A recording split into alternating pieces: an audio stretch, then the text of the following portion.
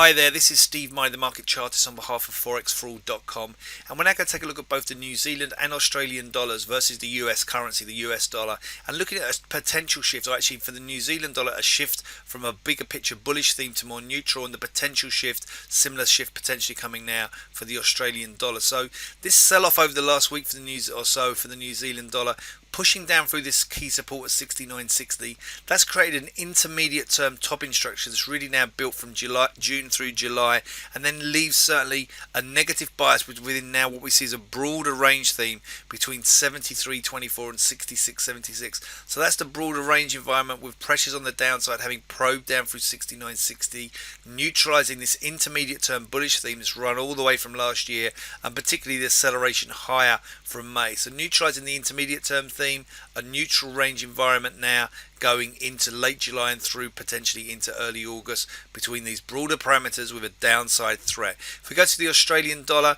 not quite the same negative shift in here, or the shift from bullish to neutral, but the previous bullish shift we saw with the rally from June through the first half of July, taking out the June peak there at 76.48 above this trend line here, which is part of a real triangle pattern, and signaling a more bullish potential shift above 76.76. The subsequent setback though over the last week or so are now threatening 74.03, and we feel that a move back through 74.03 would then likely signal a move back to a more neutral range environment with a potential below 72.84, which would actually then see a more bearish shift. But at the moment bullish, but threatening 74.03, which would see then the Aussie dollar join the New Zealand dollar in a shift to a broader neutral range theme.